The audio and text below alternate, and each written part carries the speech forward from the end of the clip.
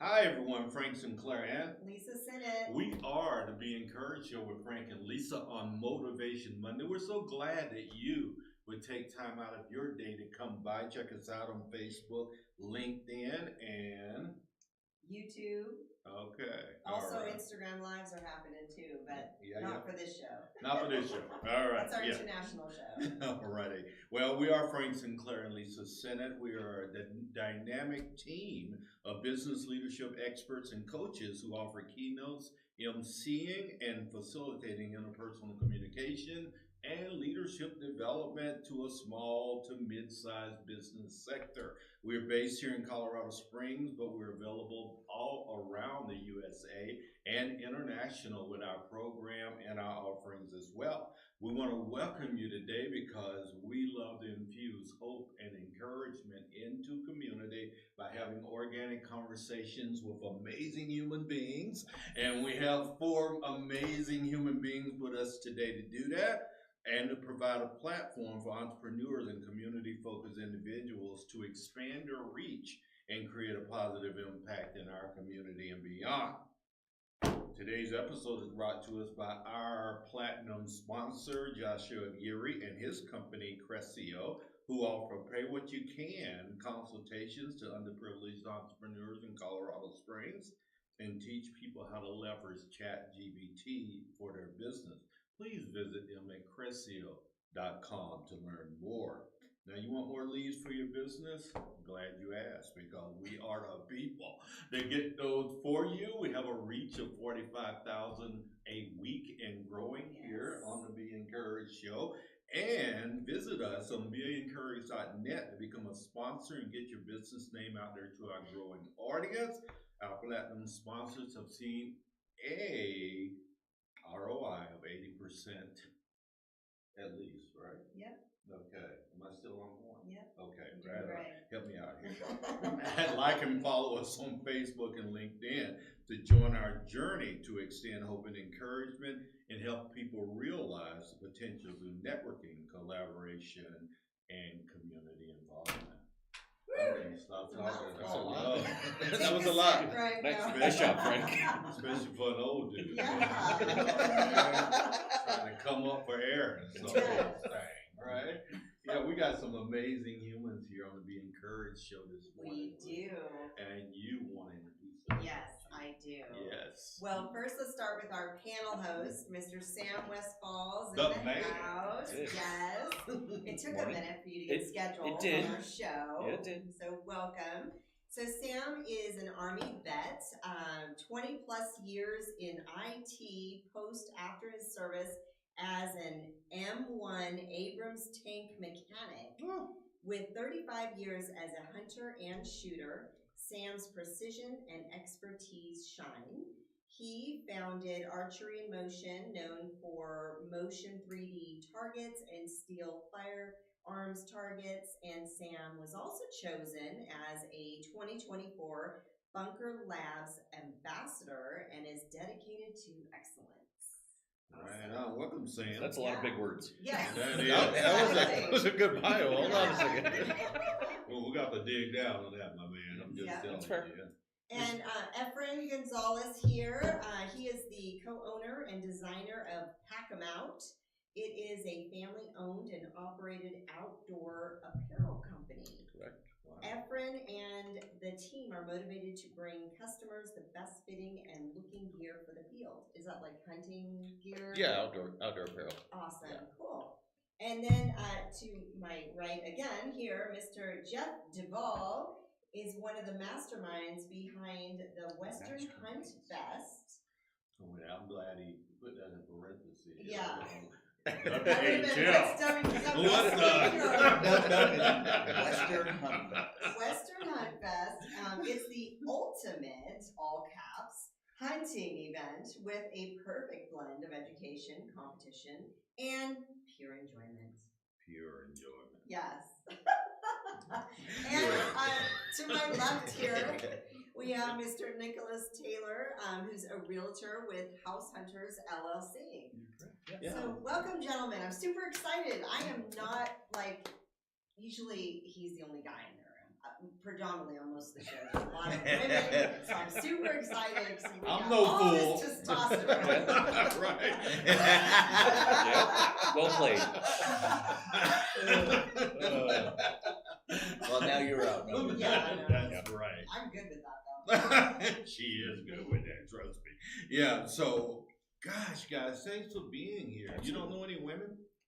I know. We'll bring them next week. But I wanted to bring something to the table that you hadn't talked with before. Yeah, no, this is. Oh, man. Someone you have to talk to.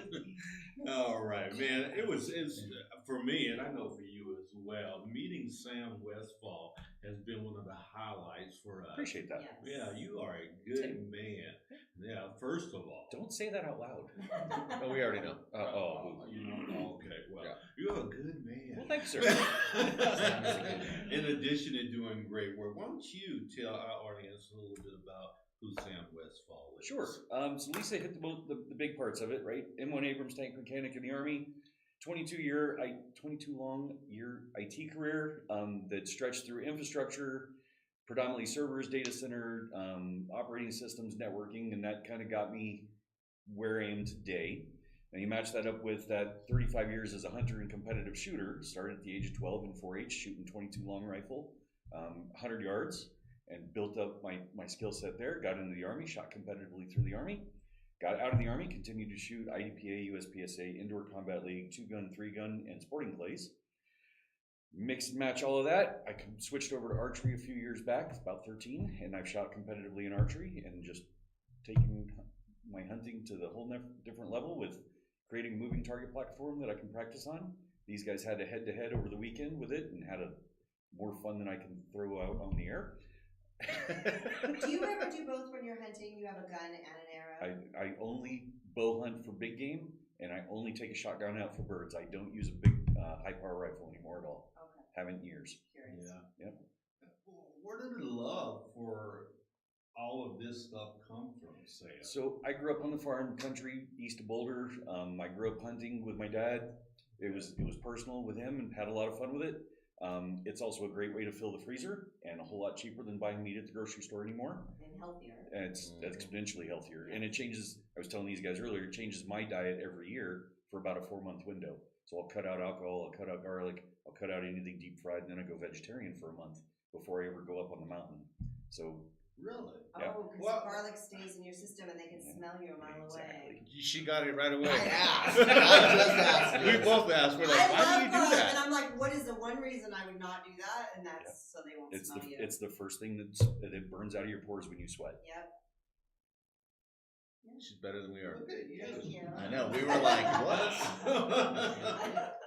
Okay. Wait, but you have a strong green thumb. I do. Let's talk about that for a second. I How have did you learn that? So again, growing up on the farms, I grew up growing my own food, helping my folks out.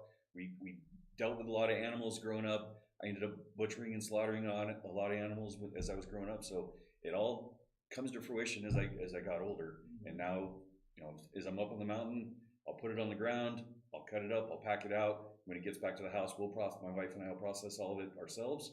And we pack it, put it in the freezer, and then we eat it throughout the course of the year. And you have a greenhouse. I do have a monster greenhouse in the backyard. Yeah. It's incredible. I mean, you should seen it? see. He's showing me pictures. Huh? I should come on a tour of Westfall Plantation.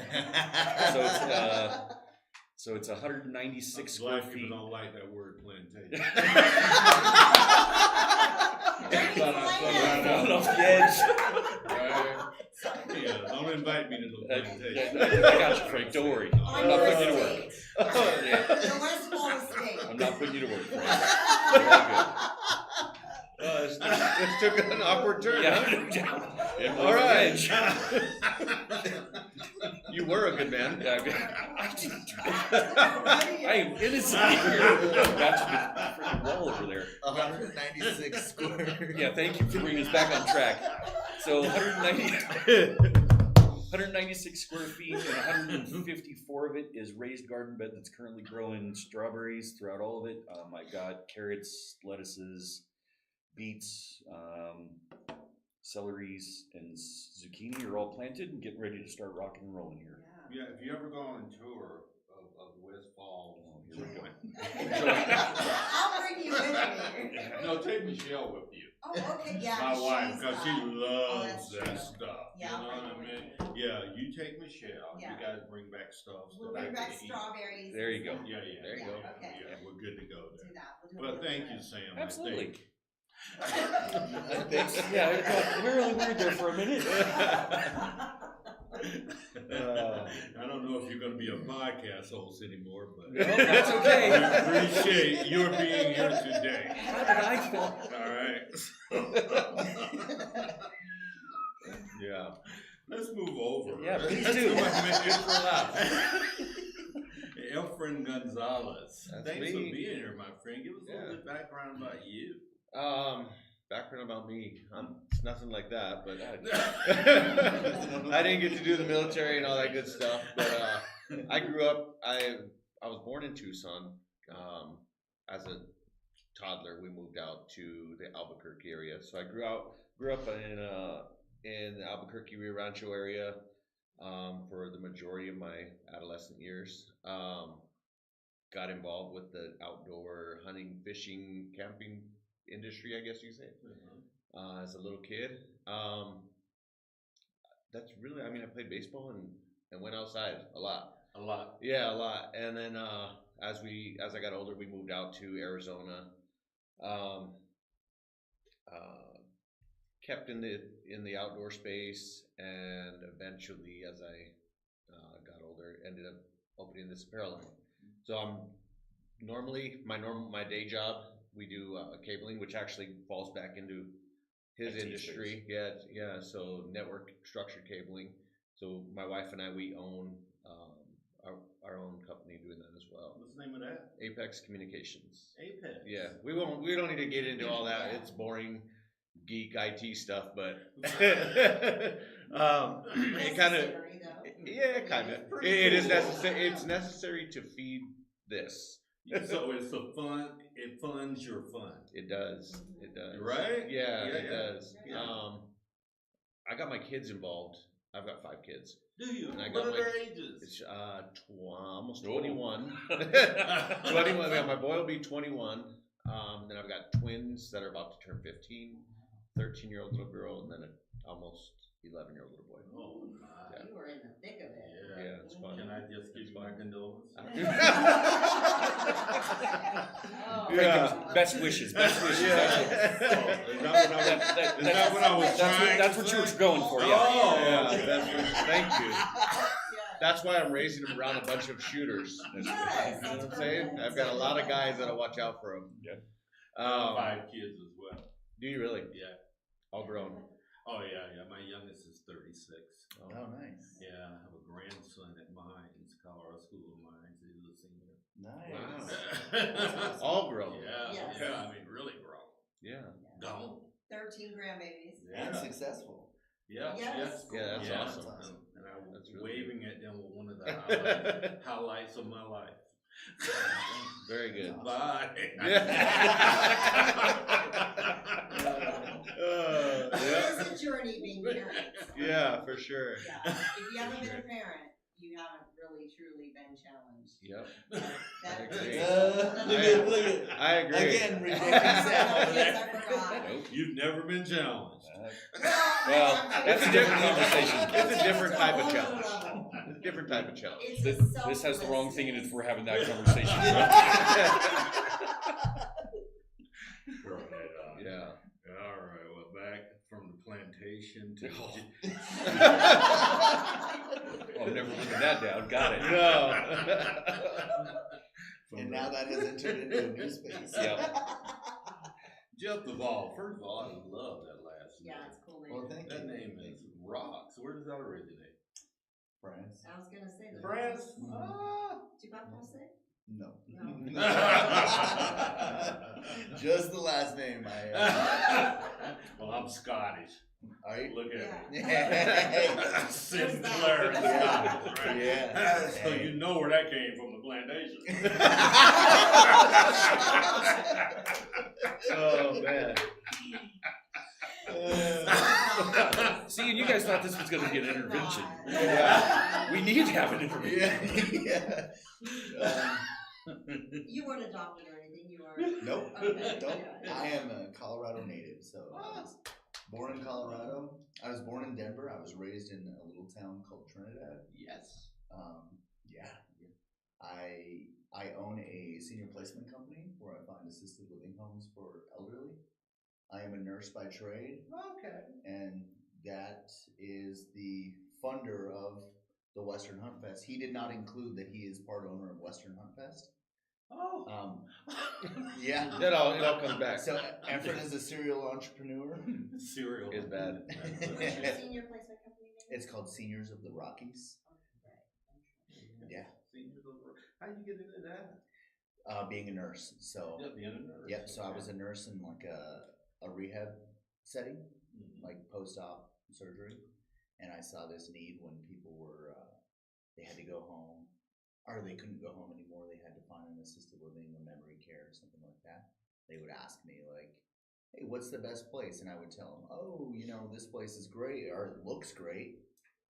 This one seems really good," but I was giving them information that wasn't like vetted and wasn't like, I just felt bad about it. Mm. Well, I saw these placement agents come in and they would take these people out on tours, and I'm like, oh, I would love to do that. I could do that. It's an incredible Yeah. trade. Yeah, and You I have have a senior community club. Yeah. I actually, Yeah. That's I how actually you guys know her a met little each bit. Yep. other. He knows Kim too. Yep. Of Oh. course. Yeah, I work with her Yeah. sister quite a bit. Yeah. Okay. Yeah, my wife really works with her sister a lot. So, Okay. so my wife and I, we own that business. And then him and I own Western Hunt Fest, and we have one other owner in it. So 3 of you. Yeah, so there's 3 of us. We are the founders of it. It's our baby. We love it. It's called the Western Hunt Fest. It's basically Once a year festival or? so it's a circuit. So we have 5 events. 4 of them are regular season events, and then one's a championship. So we have a competition in 3D archery, that's where we fall into the space with Sam. Yeah. So it's basically playing golf with a bow. So you stand at a pin, you shoot the targets, and they have scoring rings. And then at the end of all 20 targets, you have a score. And usually I win, but I'm just kidding. So let's, Here he goes again. Let's clarify that. I've got it on video from yesterday Okay. where he said, I got 10 out of 10 on the moving target. And I said, no, your numbers are off. It's 1 out of 10. Yeah. He just Yeah. borrowed a 0. Yeah. Ones and zeros, they always mix up. I grew up in Trinidad. We're not going to say anything more. It just keeps falling off the edge. How do you identify? As a winner. Yeah, so, yeah, go ahead. Okay, so. This is a That's a round. good answer though. As a winner. Lots of testosterone in here. So tell me, Jeff, where Yeah. are your parents from? I want to hear the French history here. So, the French history. So, I actually don't know my father. So, I don't know my biological father. And that's where the French side is. That's where the DeVaul. Oh, gosh. Yep. So, Okay. so I grew up in a Hispanic family. So, in Trinidad. Okay, so That- your mom, My mom's Hispanic. Their last name is Montoya, and they go generations back okay. in like the New Mexico, southern Colorado area. So what made you hold on to your last name? Cause it's cool. It's cool. Because everybody likes it. Because I'm gonna change that family tree. I'm gonna make it. Millions of Montoyas. Yep. 5 DeVauls. Yep. Right. And none from Trinidad besides Right. me. Yeah. No. And I shouldn't say I don't know him. I didn't grow up with him. Yeah. I don't have a current relationship, but yeah. But I love the last You've name. met him before? Oh, I've met him before. Yeah. Oh, And I have siblings. With the DeVaul last name, like I didn't meet them till a little bit later, but we have a great relationship. We all have stories, don't we? Yeah, we all have stories, yeah. We all got I stories. love Yeah. stories. Yeah.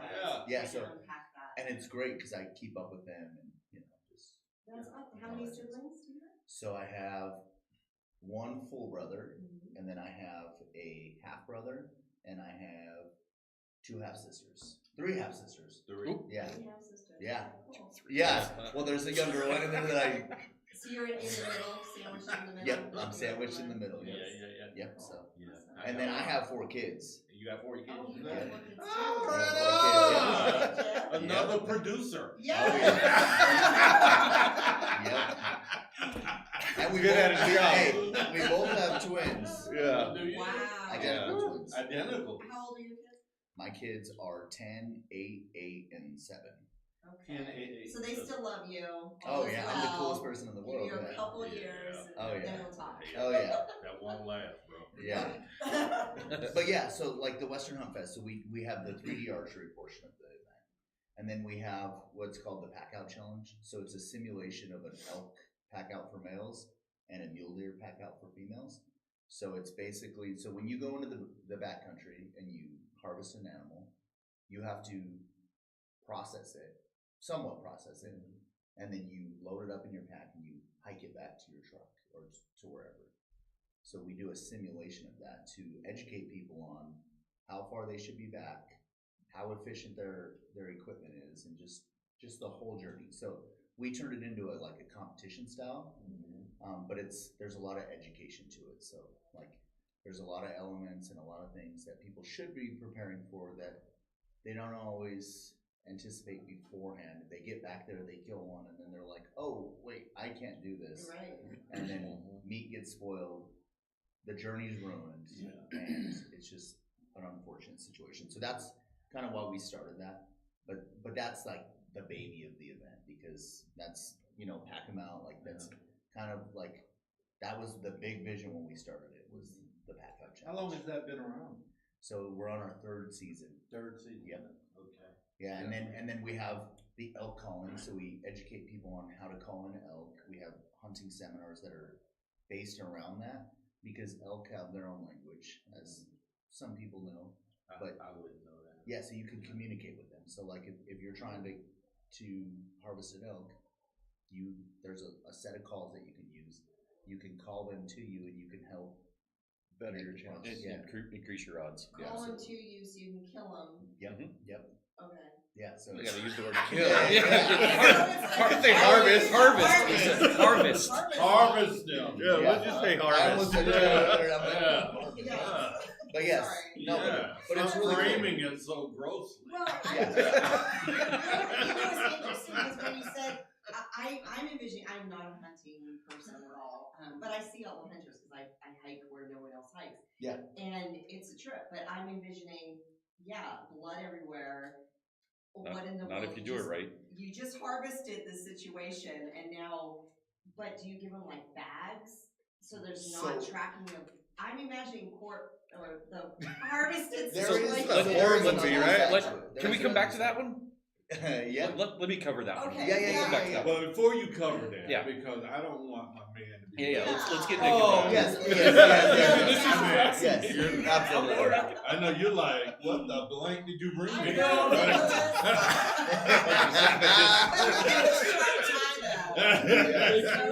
Yeah, filling this in last minute, right? Yes. What's the other Taylor guy that we know? The short. Moises. Are you related to him? Moises. Yeah, he's my cousin.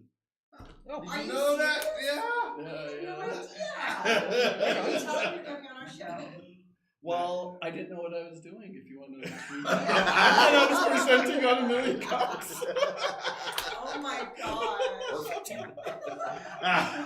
Literally Like, last night. Here I am. He put out the He message walked of in, the he was podcast. like, he walked in, he was like, and this is like on video?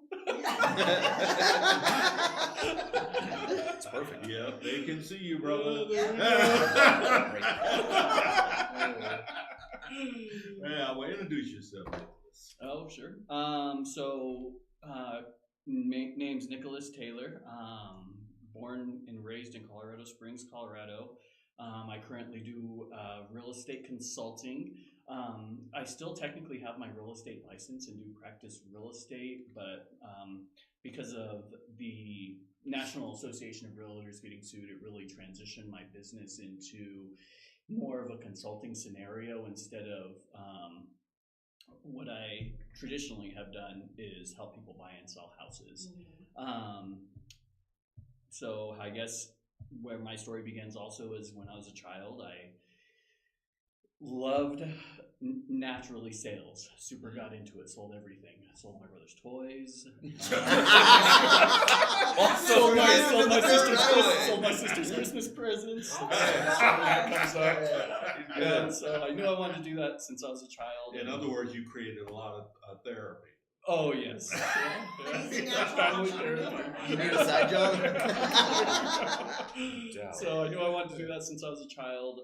Got into that very young. I transitioned actually from car sales into banking. A lot of people don't realize banking is like 98% sales, so I did that for a long time. Yeah. And then I wanted to. Anytime you work for a W-2, you don't realize how much money you're making somebody else. So what I really wanted to do is I wanted to make as much as I am worth. As much as energy as I push into the atmosphere is what I wanted to get back. So I knew I had to do something that was like commission based. And very familiar story, like a lot of people, I loved looking on Zillow. I loved apartment shopping. I don't know why, I was obsessed with it. Even though most of the stuff I couldn't look at, I could never afford. But then I ended up getting into real estate, transitioned into that right out of banking. I was got very good at that. And now I'm doing more of a consulting role because that's just what the industry is transitioning into. What type of consulting, when you say consulting, what does that look like? Yeah, sure. So you kind of got to understand the backstory of why my business has transitioned into this. And in short, it's because the National Association of Realtors got sued by the Justice Department for $1.9 billion because they price fixed commissions. When you go and sell a house, the seller of the home pays 2 real estate agents, a total of 6%. 3% goes to a buyer's agent, 3% goes to the person that they hired as the listing agent. Well, that commission is supposed to be negotiable. And so in the future, in July, the National Association of Realtors, who owns the MLS, where we advertise commission, they're no longer going to be able to do that because that's basically how they fixed the market. So a lot of buyers have been fortunate in the past because they were able to go out and purchase a home using the services of a realtor for free. Right. For them. But for the seller, it costed them, right. It cost them anywhere from $15,000 to $20,000. Well, that's changing. Buyers are going to be on the hook to be able to pay their own realtor. Of course, real estate agents, what they're going to say to everybody, they're going to be like, hey, Mr. Buyer, I want to help you purchase a house. I want to help you purchase a house. I'm going to try to get my commission from the seller. It's traditionally done that way. Most sellers will pay, etc. But I need you to sign this contract saying if the seller does not pay me, you will. And so it's in a contract called the right to buy real estate. Yeah, so you gotta be very careful because if you gotta read what you purchase because sometimes they don't like I just told you. Sometimes they tell you in writing and they don't really explain it. So you really got to be careful, especially moving into July when you're purchasing a house, that you don't sign something saying you're going to pay your real estate agent $10,000 if they can't get it from the seller. Does that make sense? So is this affecting all realtors? I mean, how is this nationwide rocking everywhere? Their world? It's dramatic. Yeah. Yeah, it's dramatically affecting all real estate agents, the real estate industry. So your consultation then is really to make sure that people are informed on these changes. Is that fair to say? Yeah, you're correct. So in a way, yes, that is part of it, absolutely, because you got to understand the backstory upon why. But what I'm really leaning into is instead of hiring a real estate agent to help you go purchase a house, I'm going to help people be able to purchase a home just by using their own latitude and information and knowledge so they could save themselves $10,000 to $15,000. See, what is crucial to understand, when you go purchase a home, your real estate agent's cost, even nowadays, is built into that house. So if you see a home for $450,000, $25,000 of that is going to the realtor. If you go and purchase a home without a realtor, well, guess what? You can negotiate that price lower. You could do all kinds of different things to be able to purchase that house at a better deal. And then in July, it's going to be really crucial because if you go and purchase a home and your real estate agent doesn't get paid, you could end up paying them out of pocket, and you have to understand that. So what I'm going to be doing is coaching and consulting and teaching people how to navigate a very confusing but simple process on their own, and giving them the tools to be able to do that. So if you want to go purchase a house and you do not want to use a real estate agent because you don't want to pay $10,000, that's where I come in. You're gonna be one of our community's most popular. Yep. Yes. Oh, yeah.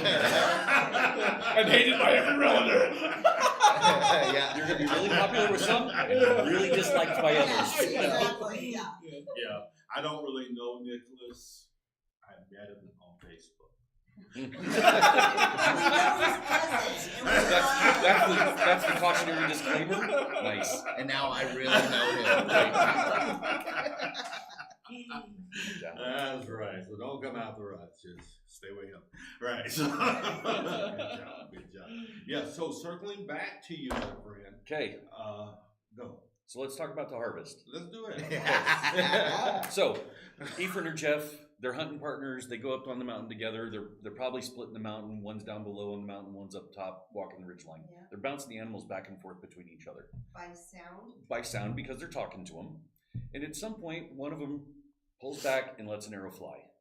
And that deer, that elk, that moose, that antelope, that buffalo, whatever the case may be, hits the ground.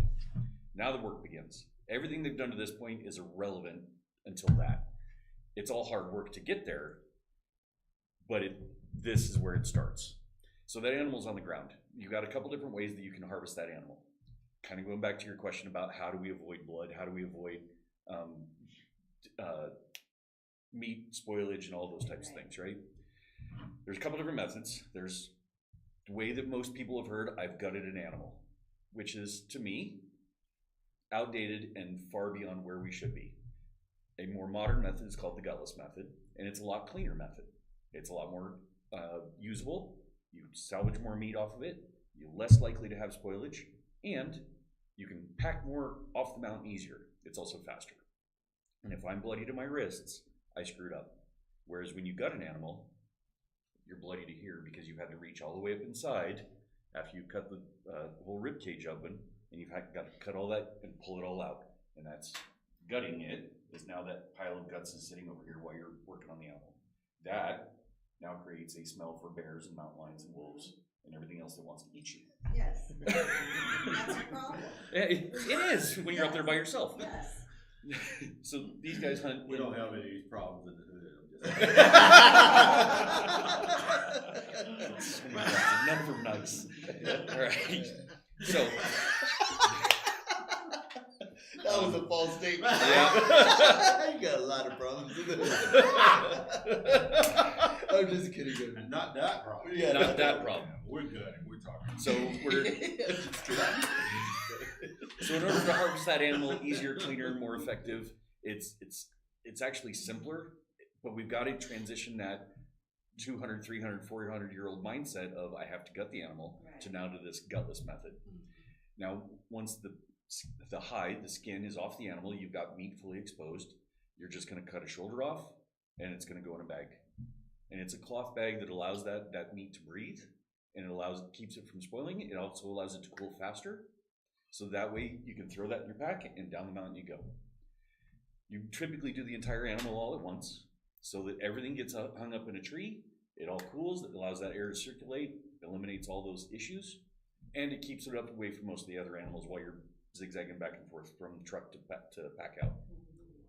So does that help answer the question? Yeah. And I tried not to go into gory details, but It's not as gory as it sounds. it's not. Yeah. It's really, like I said, if I got blood to here, I screwed up. Did you? Yeah. Okay. Did you?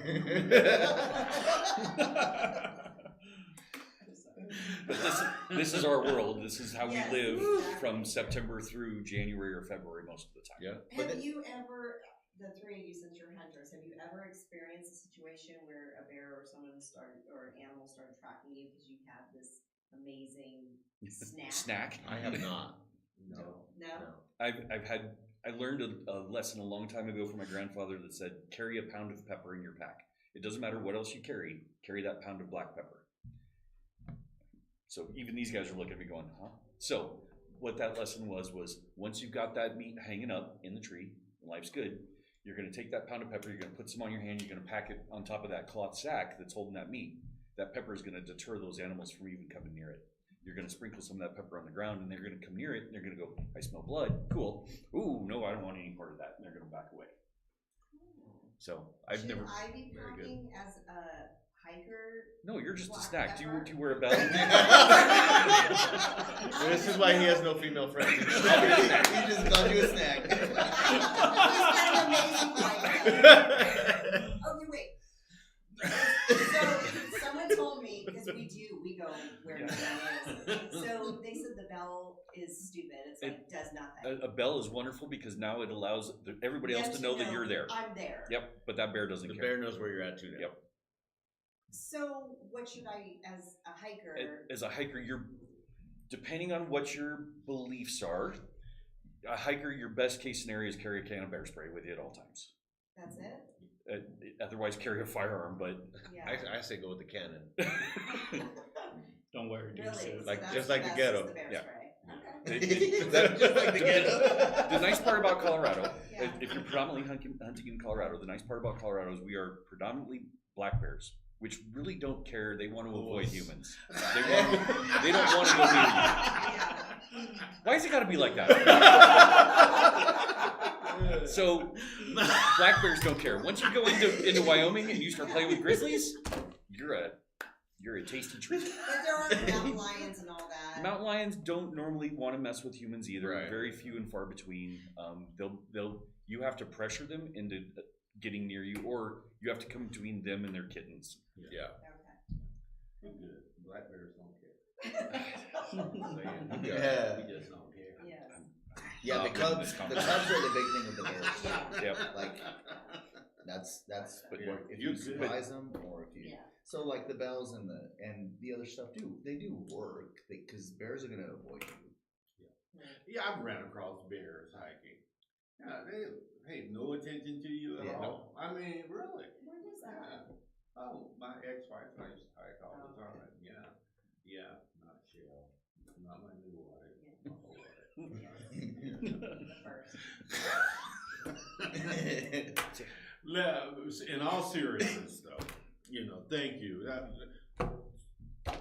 was a lot of information It is. that I'll never use. I don't know, Frank. You might. You But might. you might have a listener in your 45,000. You might have a listener that I'm sure. No, We do. I'm gonna bring him with me. No, you're not. I ain't going nowhere. Brothers- I will. You got some big don't- shoulders. Yeah. I think you could. Brothers pack don't some- hunt. That's not true. Yes, Well, that's- they do. Yes, they do. Yes, Yep. they Yeah, do. they- I got See, several you guys can't that I know that stereotype do. like that. I can't steer it. Nope. they just I- corrected you. I can't steer it. No, I got several guys that I know that do. Yeah. But this brother don't hunt. Okay, that's Bungee jump out of perfectly good running airplane. I don't do that either. Or ski. Or that. You do that. No, I do not. You don't either? Hell Right no. on. None of those. Right on. There's I nothing got wrong a with jumping game out that of a plane. works here, baby. I'm out. Hey, we want an overarching value of what you guys bring. What would you want an audience to actually extract from our conversation today? There's Talking no part of the about- good part of the conversation. I mean, the part that you brought. Yeah. Not part I brought. Yeah, Part okay. you brought. Okay, fair. Yeah. Yeah. Be open to going outside. Be open to trying archery. So the event that we run, we welcome even non-hunters, even if you've never done it. Come out and try it, Frank. Might love it. Come watch what we Come do. try. Yeah, Frank. no, for real. Come hang out. Yeah, come hang out. Come watch what we do. It's not all blood, guts, gore. It's an actual fun family event. Indeed. And that's how I met these guys. Is I went to one of their events. I shot at their event, and when we got done, Jeff asked me. He said, "Sam, you shot it. What'd you think of it?" I said, "Well, you're only missing one thing." He said, "What's that?" I said, "You're missing a moving target." He goes, "Wouldn't that be cool?" So I handed him my card, and we've had a great conversation. Yeah. And good friendship, working relationship since then. So That's awesome. We typically, because this show is about infusing hope and encouragement into community, into the world. Actually, Nicholas, since you kind of don't fit into this show, Yeah. I'm not saying you're an oddball out, but Unicorn in the that's right. yeah, I don't fit either, brother. So we're good. All right. Hang with me here. All right. Yeah. You see that guy with that camera right there? I want you to look into that camera and tell our audience something hopeful and encouraging today, and also give them some contact information on how to reach you. Yeah, so one of the things that seems the most bleak, let's start there before we go into the hopeful. No, I'm kidding. But really, a lot before we encourage. there you go. A lot of young people, centennials, millennials, they feel like they're priced out of the market. They feel like the American dream has left them because interest rates are so high, the housing market is so high, and they just can't purchase.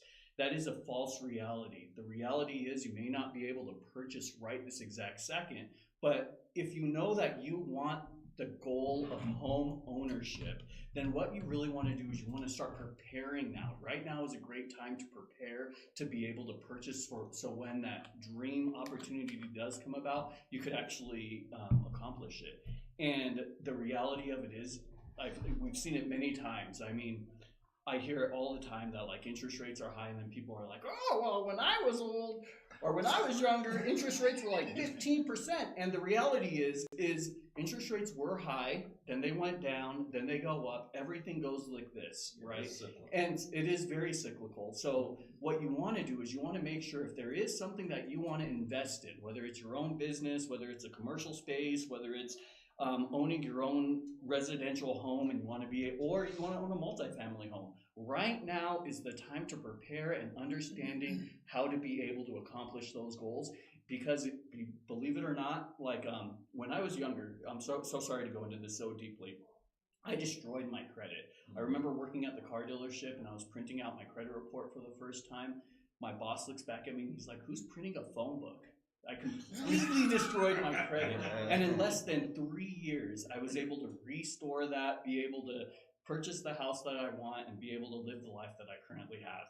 And so right now, the reality is it does seem kind of bleak, but it's a great opportunity to prepare and gain knowledge. So how do they reach you? Yeah, you can reach me.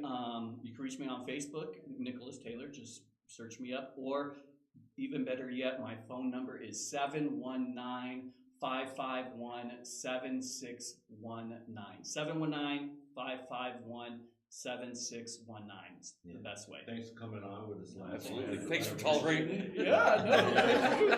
Yeah. I know you don't fit, but that's all right.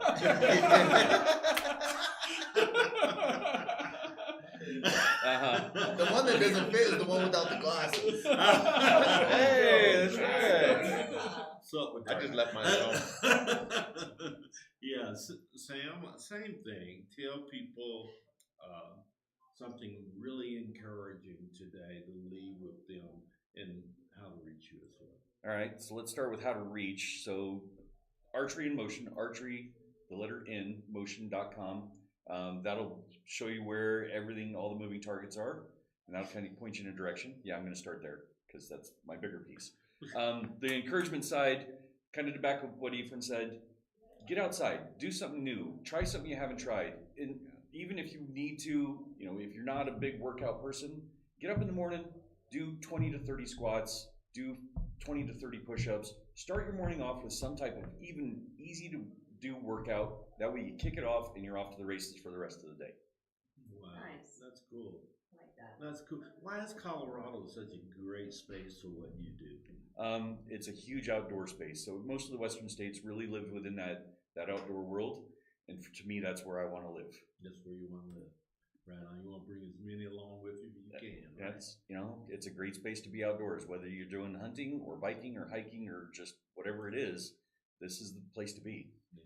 And have you guys had a chance to shoot his target? No. You have to go somewhere where it's set up. You use these little bows and these foam arrows and you shoot it. You will have so much fun. You will laugh. You'll laugh till you cry. It is the best. These two had way too much fun with it over the weekend. You never have too much fun, dude. Yeah, exactly. Yeah. No, you'll love it. I know you'll love it. I know you'll love it. He'll love it. Everybody loves it. But It's since fun. you're talking now, Yeah. I want you to do the same thing. You see what that camera is? Make sure you infuse some hope and encouragement to our audience. Okay, so I'm going to touch on what they touched on. Get out there, try something new. Everybody in Colorado loves the sunshine. We all love to be outside. Yes. Like, Western Hunt Fest is a place for you guys to all come. If you're even intrigued a little bit about the hunting realm, come check us out. We have a bunch of kids events. We have his moving target there. We'll have like a Nerf bow range for them. We'll have axe throwing. I will be teaching the kids a seminar on how to elk call. So I'll be with them, showing them with bugle tubes, just kind of showing them how to talk like an elk. But I wish you brought that today. Nope. Yeah. It's way too No, small you for don't. space. Oh, is it long? Yes. they So were loud. with it all weekend. So And how do they reach you? they can reach us on Instagram at Western Hunt Fest. They can reach us on YouTube at Western Hunt Fest, and on Facebook at Western Hunt Fest. You can reach Efren at westernhuntfest.com, Jeffrey at westernhuntfest.com, and Guy at westernhuntfest.com, who's not currently with us today, but When is that? so we have our first event is this weekend in Raton, New Mexico, which is about 2 hours south from here. Yeah, so it's at the NRA Whittington Center. It's this great big building. They have the outdoor space. It's really fun. And that one will be April 13th and 14th. Our second one will be May 4th and 5th in Palisade, Colorado. And then we move up to Reno, Nevada on May 25th and 26th.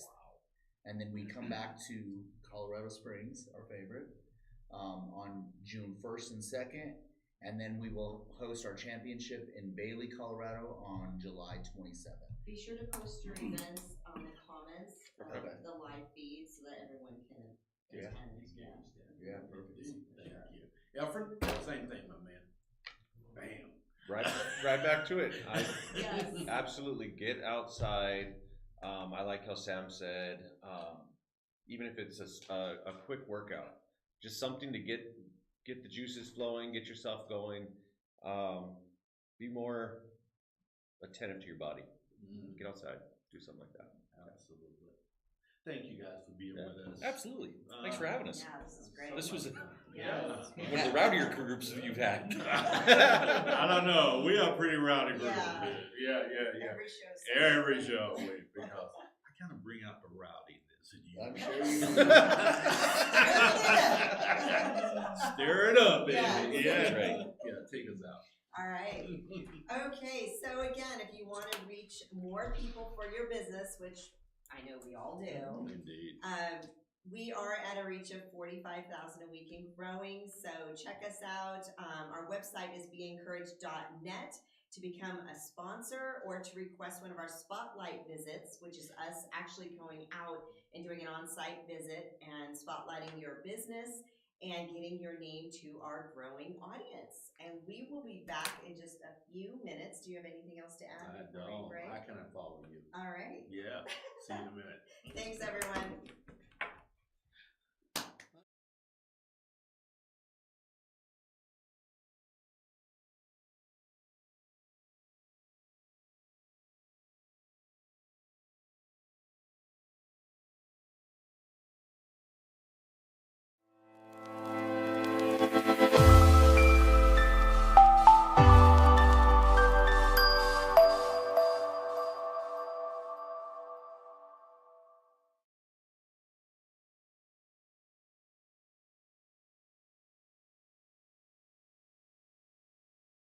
So we're very excited to announce that the Be Encouraged Show with Frank and Lisa is now reaching over 30,000 listeners each week and growing. And growing. Why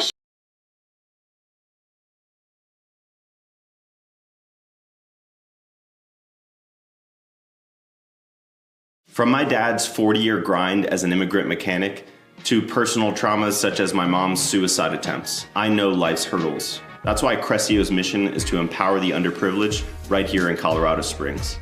Are you struggling with sales? We'll help with leads and conversions. Or are you overwhelmed? We'll help with automating your tasks and optimizing your business for staffing. Are you ready to transform? Scan today to start.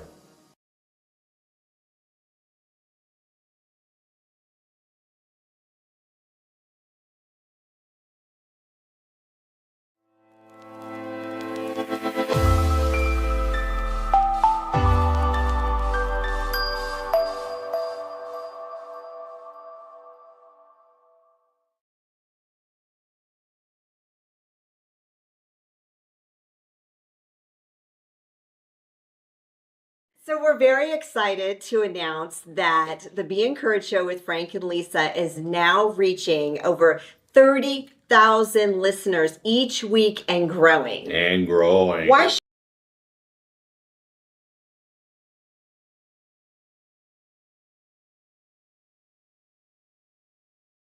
From my dad's 40-year grind as an immigrant mechanic to personal traumas such as my mom's suicide attempts, I know life's hurdles. That's why Crescio's mission is to empower the underprivileged right here in Colorado Springs.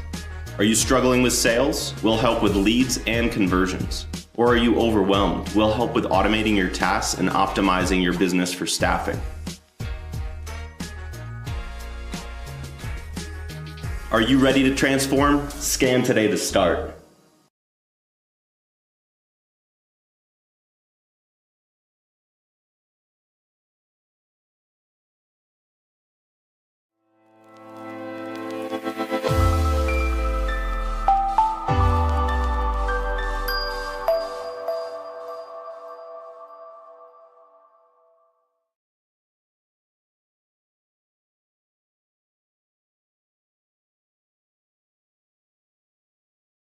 So we're very excited to announce that the Be Encouraged Show with Frank and Lisa is now reaching over 30,000 listeners each week and growing. And growing. Why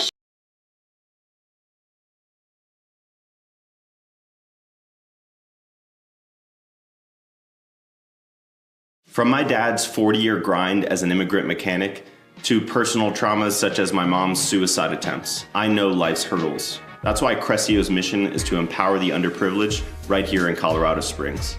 Are you struggling with sales? We'll help with leads and conversions. Or are you overwhelmed? We'll help with automating your tasks and optimizing your business for staffing. Are you ready to transform? Scan today to start.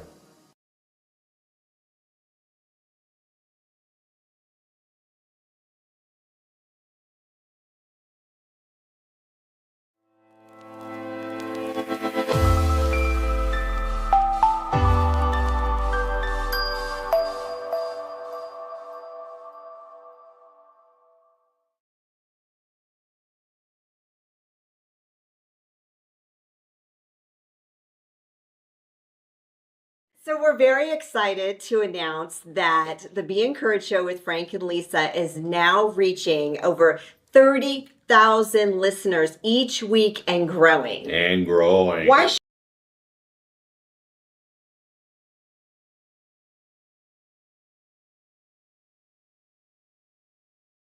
From my dad's 40-year grind as an immigrant mechanic to personal traumas such as my mom's suicide attempts, I know life's hurdles. That's why Crescio's mission is to empower the underprivileged right here in Colorado Springs. Are you struggling with sales? We'll help with leads and conversions. Or are you overwhelmed? We'll help with automating your tasks and optimizing your business for staffing. Are you ready to transform? Scan today to start.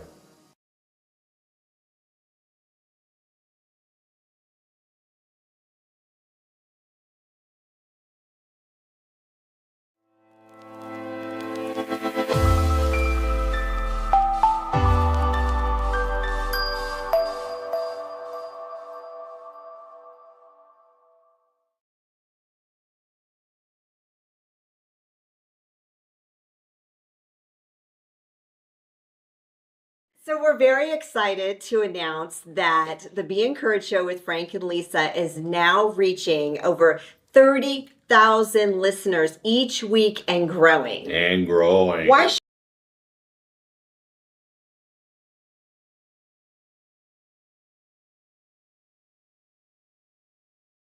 From my dad's 40-year grind as an immigrant mechanic to personal traumas such as my mom's suicide attempts, I know life's hurdles. That's why Crescio's mission is to empower the underprivileged right here in Colorado Springs. Are you struggling with sales? We'll help with leads and conversions. Or are you overwhelmed? We'll help with automating your tasks and optimizing your business for staffing. Are you ready to transform? Scan today to start.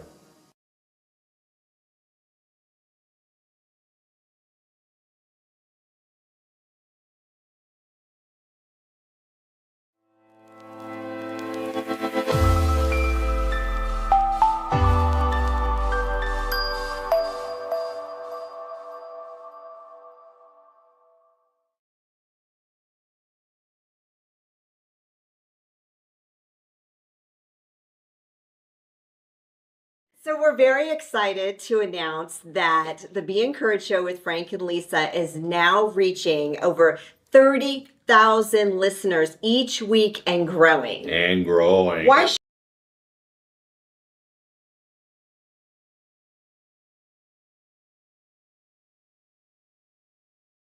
From my dad's 40-year grind as an immigrant mechanic to personal traumas such as my mom's suicide attempts, I know life's hurdles. That's why Crescio's mission is to empower the underprivileged right here in Colorado Springs. Are you struggling with sales? We'll help with leads and conversions. Or are you overwhelmed? We'll help with automating your tasks and optimizing your business for staffing.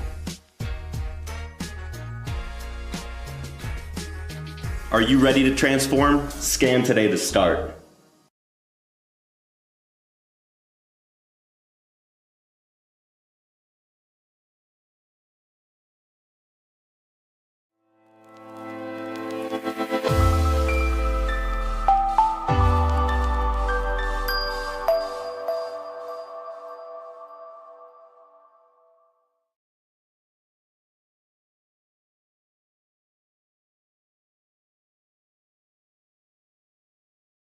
So we're very excited to announce that the Be Encouraged Show with Frank and Lisa is now reaching over 30,000 listeners each week and growing. And growing. Why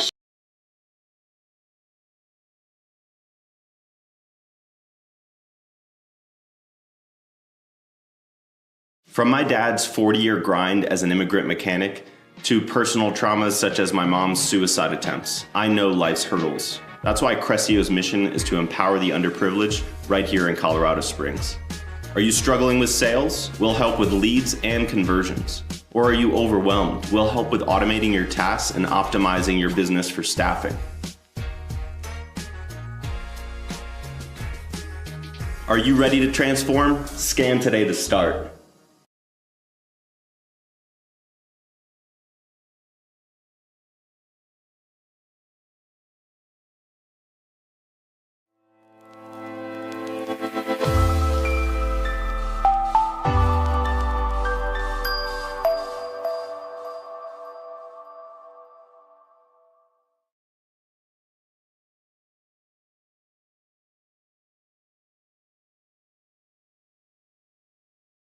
So we're very excited to announce that the Be Encouraged Show with Frank and Lisa is now reaching over 30,000 listeners each week and growing. And growing. Why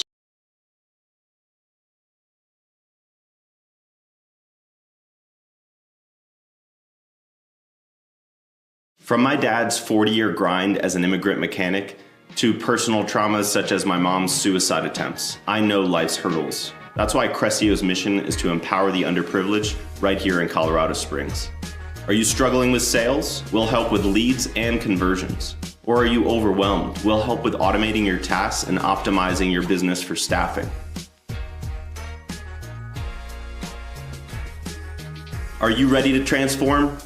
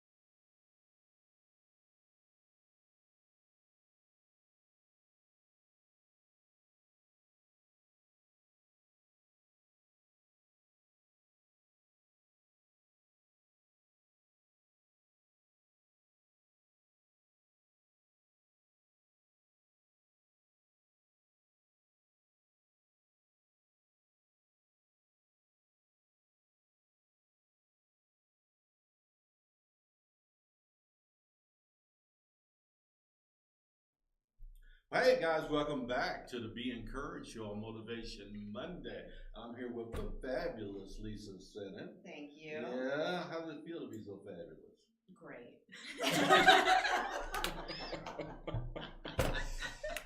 Somehow I knew you would say that, right? Yeah. Your frankisms, yes. My frankisms, that's Yes. right.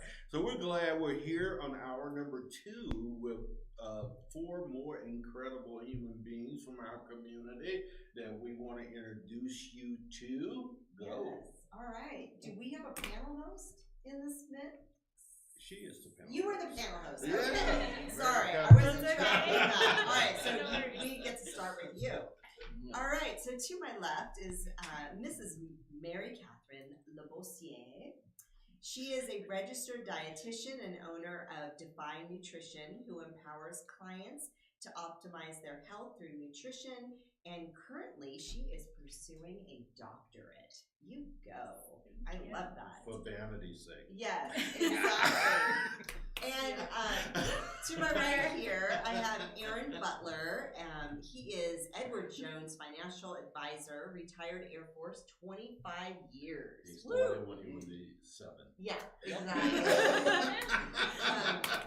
And 13 years as a pararescue man and 12 and a half years as a physical therapy officer. Wow. Yes, so half of your service was enlisted. Yes, sir. And half was commission. Yep. Wow. Awesome. Wow. I was married to one of those. Was? Yes. She kicked him to the curb. To the curb, Matthew. The curb. Anywho, okay, so to my right is my dearest friend, Chef Natalie Adderley. She is an Air Force veteran, active duty spouse, and mother to 2 always hungry children. Creating memorable cooking experiences with her amazing cooking classes here in Colorado Springs. And her husband was also part enlisted and part commissioned. Correct. Yeah. Very cool. Yeah. All right. Awesome. And to my left here, Mr. David Rhodes is in the house. The Rhodes. Yes.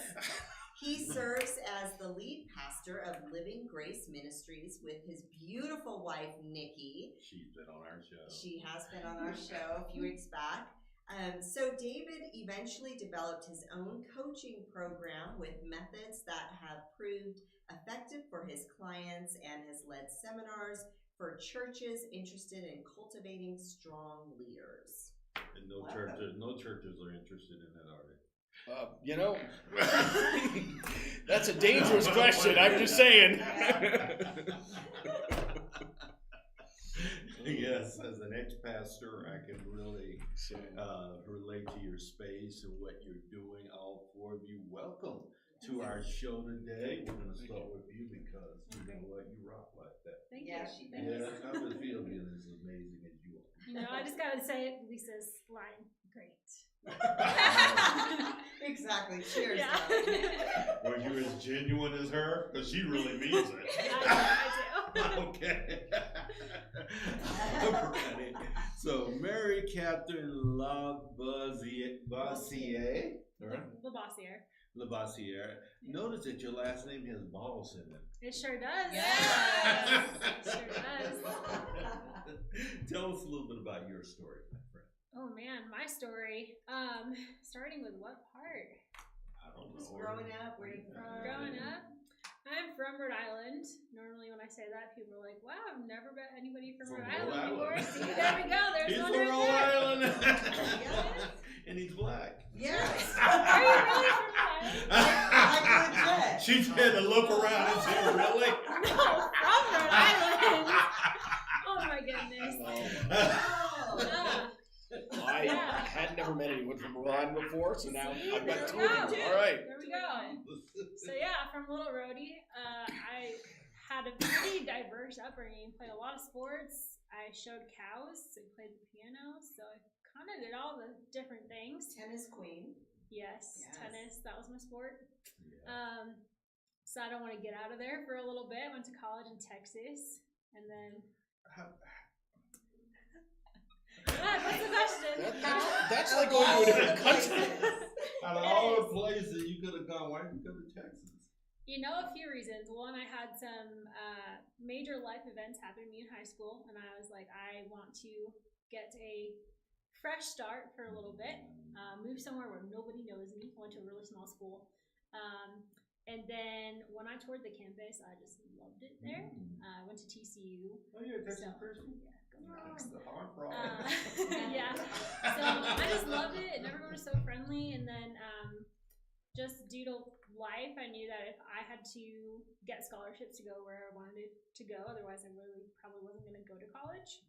And so I got a really incredible scholarship to TCU. Yes, so you did. Kind of A lot of hard work paid This off. girl, she's brilliant. She is. That's what she won't tell you about her. Yes. But I mean, such a smart young lady. Weren't you valedictorian? I was. Yeah. Yeah. No one sure that either, did you? No. No. Yeah, I got more. That's why I'm We here. didn't just push her out the room and we said, I know. We can tell you everything about this fabulous lady. So I'm just wondering, by sitting next to her, does some of that intelligence just rub off on me? Exactly. Is that, Yeah, just keep getting some one-on-ones, man. And those vibes will just vibrate. Well, that's the beauty of Colorado Springs is we all do one-to-ones and connect, truly connect, and Absolutely. understand each other. So you can expose all my secrets. Yes, exactly. Yeah, but I decided I want to go there, and I went there, and they had a really great nutrition program. At the time, there weren't a lot of options for programs that combined your degree with the internship needed to become a dietitian. Now there's more options, but then there wasn't. And the traditional route to become a dietitian at that point was to do your undergrad, then do a master's and combined internship. But I knew that meant more school, which meant more money. And so I wanted to find a program where I could integrate the both together. Didn't even realize until I applied for the program that if I didn't get in, I was kind of stuck. And I wouldn't have been able to become a dietitian in that way. But blissful ignorance got into that program, luckily. And then ended up going to grad school in Boston. So went that close to home again. And then married into the military and moved all over. How did you guys reconnect? Facebook. Good old Facebook. But you weren't on a dating app and went and go, No. oh, I know him.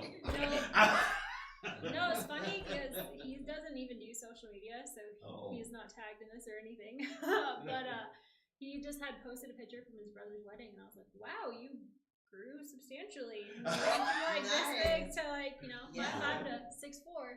He's 6'4"? He was, and then the military, got him a couple inches off. But yes, 6'3" now-ish. But yeah, so reconnected. We reconnected after he graduated airborne school. But he was about to go to Italy for his first duty station. I was going back to college in Texas. So we just decided it wasn't a great time, and then we reconnected again when he was at Bragg, Fort Liberty in North Carolina. My home. Yes. Yes. Yep. Yeah. And we've been together ever since. Been together ever since. That's Is he an awesome. officer in the Army? Enlisted. He's an enlisted guy in the Yes. Army. Okay. Yeah. Yeah. Yep. So here we She's are. gonna leave us. No. Didn't you tell me that he's gonna get out and you guys gonna book? We'll see. Maybe. You never know. Okay. Military life. I'm like, no. Don't leave us. the deeper the roots, the harder it is to move on, though. This is Yeah. true. That's right. Yeah. Although you get that bug when you're military of like, wow, I've You been do. in the same place for 2 years. Yeah, Why it's am I weird. still in the same Time place? to Yeah. go. Yeah. Yeah. Yeah. So that's a thing. I think most of us have probably experienced at some point. Yeah. Yeah. We're all have some military. You were never in, right? I was never, actually, medically wasn't allowed. I tried twice. Oh, really? And so, yeah, I've got a thyroid condition, which doesn't really affect life, but it means I have to take a pill every day. And so the military said, we cannot have you. I tried when I was in my mid-20s, the second time I tried. I wanted to simply be a reservist and go into the electronics program. And they said, we can't let you. Because if we activate you, then you'd still need that pill, and that's not according to the Geneva Convention if you get captured. Oh. So that was their reasoning. Oh, wow. And so, Yeah. So it Yeah, was, so you grew your hair and did something else. Yeah. I did. That's right. That's right. Took off my hat and said, imagine that. Me talking to you. You can sing too. What's that? You can sing too. Well, You know, I've been told my whole life my voice is terrible, and then I came here and started doing karaoke, and people looked at me and went, "Where did this come from?" Yeah. And I've been wondering myself. I had no idea, and just started and fell in love with just some of the crooning songs. So "My Way" is really my favorite by Frank Sinatra, and so yeah. You're gonna sing that at my karaoke. I am, right? actually. Yes, I am. Awesome. Although the people that I normally karaoke with, I've decided to stop singing because I did it so regularly that I'm getting bored with it. So I wanted to learn something else. But so I love John Denver, and I love Me too. yeah. So So great. I love the old folk music, I do Gordon too. Lightfoot, and so yeah. Yes. I didn't know we need to Oh connect. yeah. Yeah. We have to do a one-on-one now. Yes, Yeah. exactly. Yeah. Lisa's one-on-one was great. So Thank you. empowering. So- It's an amazing story. Whose story? Well, yours too, Frank. But I meant Lisa's. Yeah. He knows. That's why he hangs out with me. She does. She has a great story of resilience. Yeah, a great platform of that as well. Aaron, it's been so good meeting you, my brother. I mean, I have not had the honor of having one with you Yeah. either. this guy's Yeah, I haven't either, incredible. thank you. Those are his bad points. It's incredible. Everyone raves about you, so I'm very curious about you. The man crush from Clayton. Yeah. Thank you guys for having us. So like you said, I just retired from the Air Force after 25 years, 5 months, and 18 days of service. I joined right out That's of high impressive. school, 18, and joined one of the hardest career fields that the military has to offer. It's called pararescue. It's really the special operations of the Air Force, Special Forces, SEAL equivalent. We focus on rescue both in peacetime and wartime. So, like a lot of the teams will rescue people off of a mountain in Alaska or Mount Hood in Oregon. So, or Like they'd drop you from a plane and you'd have to. it depends. Like we are all Halo and static line qualified. So What does that mean? jumping out of planes with a round parachute or a square parachute, Oh, and you can steer in the square parachutes to get to where you need to go. very cool. Or like we're all scuba qualified too, so we can go and do water So rescues you like and SEALs. Yeah. We In the are. Air Force, Yeah. right? Daredevil Yeah. style. Okay, We but got they're all- beyond that though. So there's more to it that he's got to share too. So I manage a social for the Pararescue Foundation. Yeah. So there's that connection. But the saying is that pararescue is like the 911 for the SEALs, for the Green Berets. Oh. So they're the only unit that goes behind enemy lines, and they've got both combat and paramedic experience to do both. Very cool. So it's very, very badass. Yeah. so if we were to thank you. You know, I knew you'd never know that, right? Like, wow. So the teams that rescue off of like the Mount Denali in Alaska, they won't jump in on that. They'll go in and like use rope work and rescue people off the side of the mountain, and we're all trained in like most of us are trained in avalanche rescue and high angle rescue with like mechanical rope systems and stuff. Mm-hmm. So the rescues that you hear on the mountains, like we can do that. Okay. Yeah. So what was the transitions point going from there to PT? Finance. Were you hurting so Oh, yeah. bad? So Yeah. exactly, Yeah. I tell people I wrecked my body for 13 years as a pararescueman, and then I learned how to fix my body as a doctor of physical therapy. So I went to Baylor, so big rivalry there. Brainiac, another brainiac. Yeah, so The Baylor, got my Bears. doctor of physical therapy, stayed as an officer in the Air Force for 12 and a half years, and so it was a good transition. It opened up for me. When I got picked up for Army Baylor, they were only picking 2 Air Force guys, and I got one of the slots. That's awesome. Yeah. What an honor. Yeah, it was awesome. I think just having that military, the pararescue experience, the multiple deployments, they wanted to see somebody with a breadth of experience, and I was blessed to be picked. So I did 13, 12 and a half, retired back in January of last year, and then I started with Edward Jones back in January, and I'm a financial advisor now. I still am a physical therapist. I'm gonna keep that up and running because I work so hard to get it. Yeah. I got residency trained, fellowship trained, 2 board certifications in physical therapy. Yeah, I could still do that, but I absolutely love what I do with financial advising. Have you thought of doing your own business? With physical therapy, Yes. no, I really don't have a desire to. But you're still keeping it active. I'm for still some keeping it reason. active. I'm volunteering at like the Air Force Academy when basic training comes around. I'll still volunteer and help out there. But I met someone last Tuesday who has a similar track. He knows you. oh yeah, If Air Force, he's getting ready to retire. Physical therapist in the Air Force right now, and he's gonna go 3 Rings Financial. Oh, Five Rings Financial. Rhett Reber. Yes. Five rings from Miyamoto Musashi, or 5 rings? I mean, 5 Rings Financial. but why 5 rings would be my question. That's the name of it. That was just what usually there. That's why I was wondering what the root of that name was, and so why. What's not There's sure. 5 rings or 5 financial things that you cornerstones.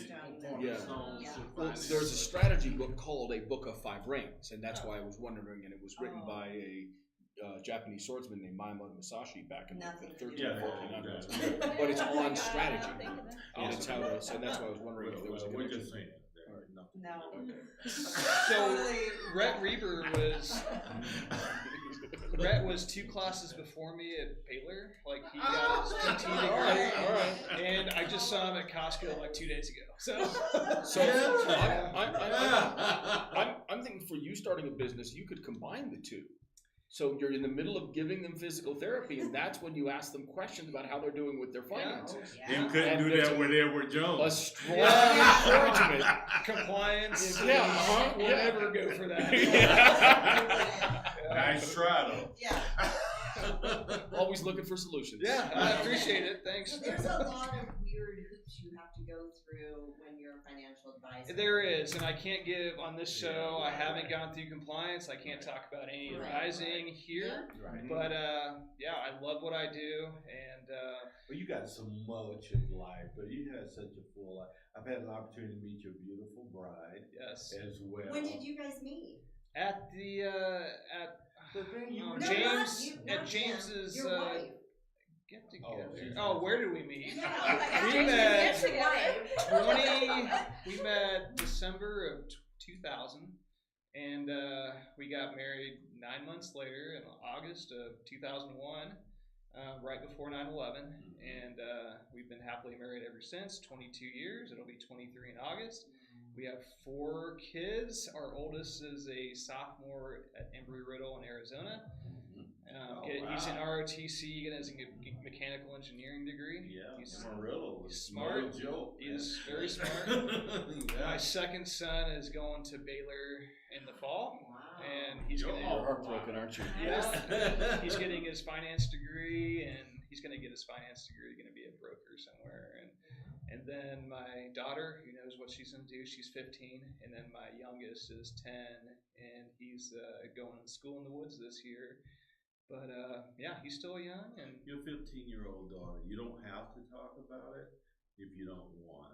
You know, I just think part of the track in the direction of your family involves her a lot. definitely. Yeah. Do you want to share any of the challenges? She is probably the main reason why we decided to retire at 25 as a major rather than like pursue lieutenant colonel and PCS somewhere else. She's got some health issues, or she's had some health issues in the past. She had cancer as a baby. Yes. And but when we moved here to Colorado Springs, this is the best medical care we've ever had in the military. So it was either, PCS, make rank, move somewhere else with maybe substandard medical care, or retire and really have a good place for my family. So it was an easy decision for me, family over career. Oh, totally. Yeah. Yeah. Once again, one of the things that makes you so incredible. Awesome. Thank you. Man. Thank you. How is she doing now? She still has some issues. The cancer has never come back, That's but good. she still sees some specialists and still has ongoing medical needs. But we're in a great place for that. So The reason I look at you and I'm impressed because when my daughter became a teenager, that's when all the gray hair started. And so I got a little bit of my beard. Starting to come in. Yeah. Thanks. Yeah, thanks for sharing that. Yeah. Thank you. My friend. Natalie, tell us a little bit about your journey, my friend. My journey started back in my home country of Belize. I grew up there all through high school. In Belize, we in the British government system. So I graduated at 16, moved over to the U.S. and tried to go to college at that time. Unfortunately, my father was unprepared for the financial burden he would take on for college as an out-of-state and foreign person. So we did our best and got my paperwork done. I joined the military because my dad said he was Fire Army. He's like, if you want to go to school, you want a car, you want housing, you want all these things, the military is a great option. So the day after my 18th birthday, December 1st, signed up paperwork, joined the Air Force, and started my career.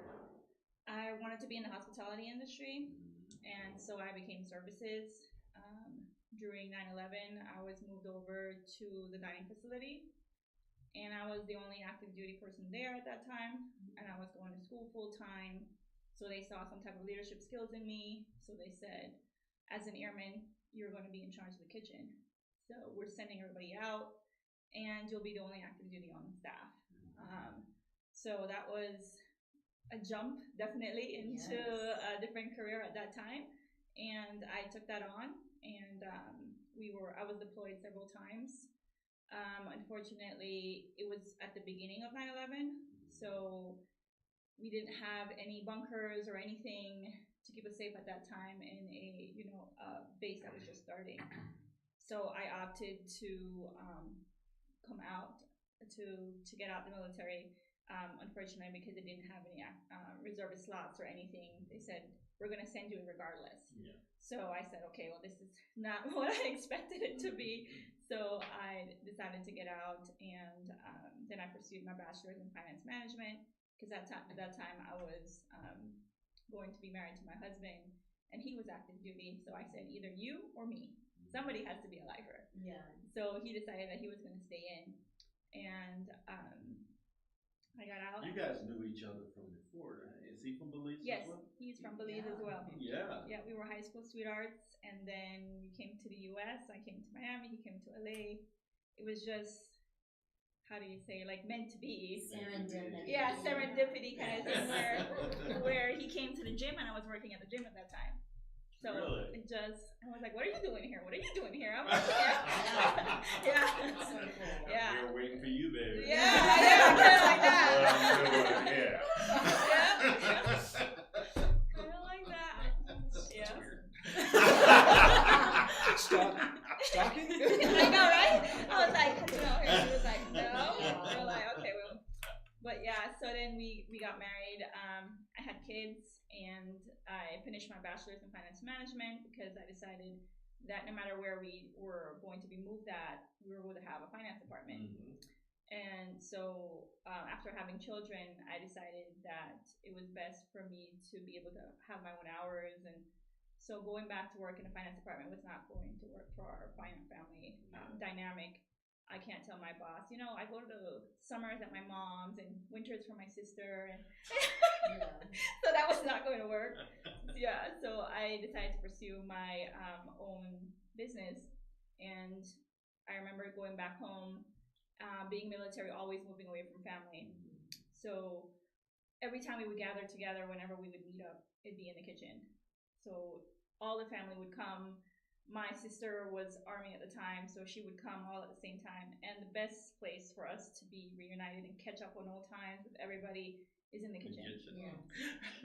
So that's what inspired me. I was like, this feeling of getting together with friends and family and catching back on old times, being away from the phones and being away from distraction, just purely being engaged with your family. Yeah. And I was like, I want to recreate this for other people.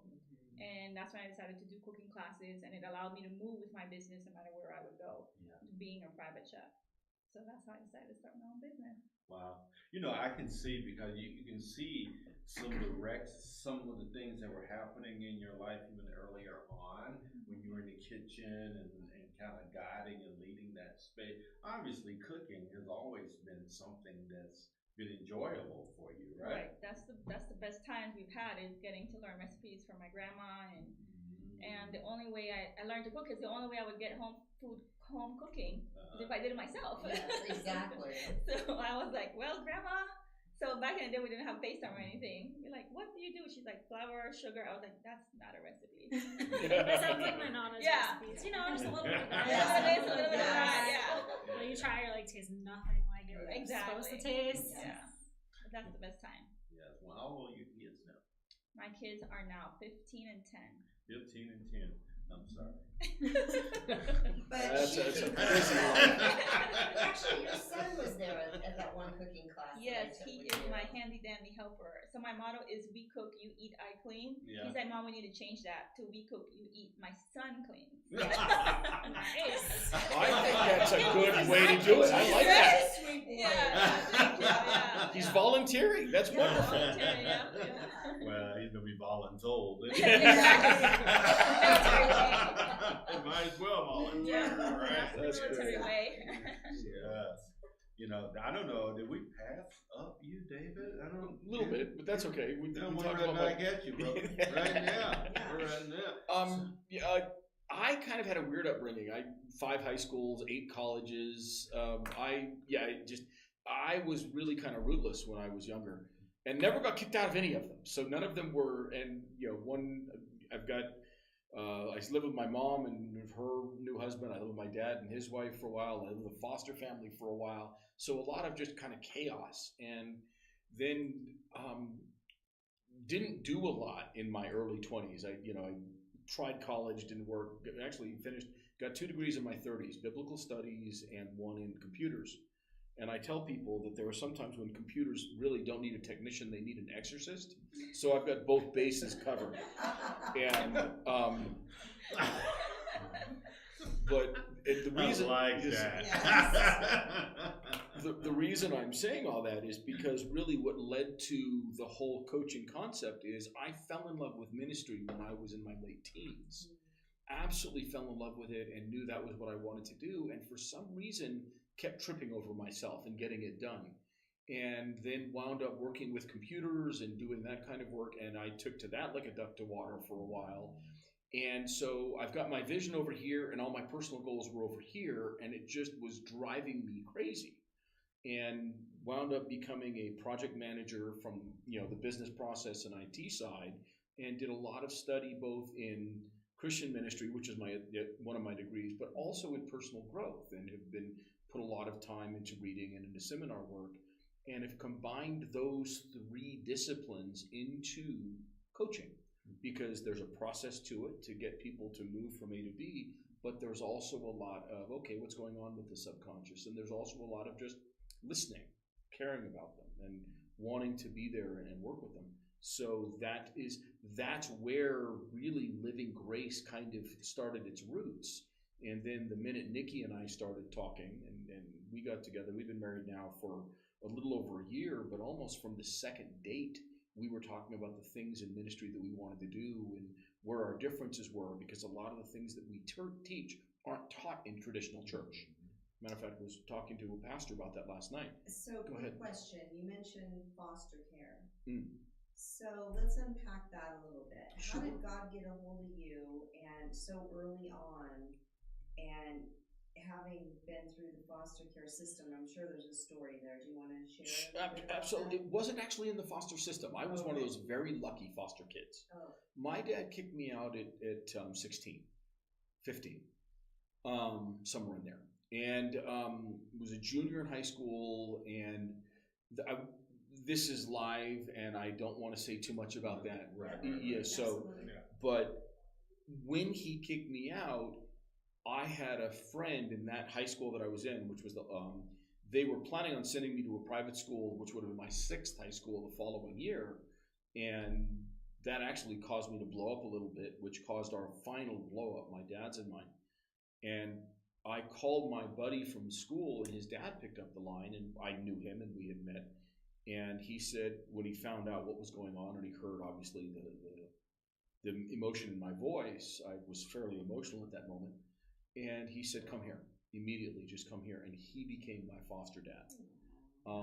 And they actually, the reason I'm in Colorado Springs is them. My foster brother, who was that friend, is now, he's just my brother. And he lives up off Woodman, a few miles up the road. And he had been bugging me about coming to Colorado Springs. And first time I came here was for a youth trip years and years ago, and fell in love with the place and wanted to move out then. And then he moved out here. And I Weren't came you up. in LA? I was. So you grew up in LA? I grew up all over. Oh, okay. But when I moved here, I was actually living in Burbank, just outside of LA. Okay. And we raised our kids in Santa Clarita, which is north of LA near Magic Mountain. Yeah. For those who I know it the well. LA area. I'm from the Bay. And so, but I was born. My first real home was in San Marino, California, just south of Pasadena, and lived in Pasadena for a number of years. But then I was in Northern California, I was in Middle California, I was in Washington. I was kind of all over the place. How old are your The kids? West Coast. My oldest is 32, then 31, and then 27. Wow, awesome. And so, but yeah, so he was a Pentecostal preacher. And so my foster dad was a Pentecostal preacher. And what he would do, he didn't force his belief on me at all. He just invited me to go to church, and I started going with him. And the other thing he would do at night is he would just sit down and start studying. And the rest of us are in the living room watching TV, and I started to get up and just go study with him, and I started to learn. And that's when I fell in love with Scripture and fell in love with learning, and really formed a very strong relationship with him. It also helped because I had a lot of hard edges at that point. He was about six. I'm not throwing that in for free. But he's Nikki would agree with you, by the way. But he was 6'3", and he had some of the fastest hands and feet I'd ever seen. So the way that I met him is my foster brother said, "Listen, let's get on either side of him and let's tackle him." And I was like, all right. I was a wrestler in high school. I was ready to go. And my foster brother knew what was going to happen. So he said, okay, 1, 2, 3, go. And he went like this and then backed up. And I charged him, and he picked me up like I was 3 years old and tossed me onto the couch without any effort at all. Oh my gosh. And I, we would occasionally roughhouse and grapple. And what's funny is when I came up to visit him when he was about 80, and this is just a couple of years ago, this is before he passed, and he and I were grappling a little bit, doing stand-up. We weren't, rolling around on the floor, but just stand-up. And I was as strong as he was because he had gotten much older at that point, and that had never been true. But he was still willing to at 80. This tells you who he was. The man in his 40s. Like he was. He could lift an anvil by the horn of the anvil, one-handed, and throw it. When he was 40 years old. He was strong and fast, and so it was not someone you messed with, so that kept me in line. And then he was someone to respect because his heart was just amazing. That is amazing. Sometimes you do a show because you have an incredible background, life, what you live, but we have a finite amount of time. So I'm gonna stop now. I'm gonna stop. All right. Yeah. So with that said, I would love to ask you. I know you're an entrepreneur. Mm-hmm. You're doing your business. Entrepreneur thing is no joke, is it? I'm telling you. So what's been challenging for you in the last year as an entrepreneur, and how have you overcome that challenge, and are you still overcoming that? Yeah. I think entrepreneurship is just a continuous series of overcoming challenges. Yes. If we're being honest. So there's plenty I could pick out from that. I will say, the last several years moving my business, that was a challenge to set up in a new market. And I think, our passions evolve over time.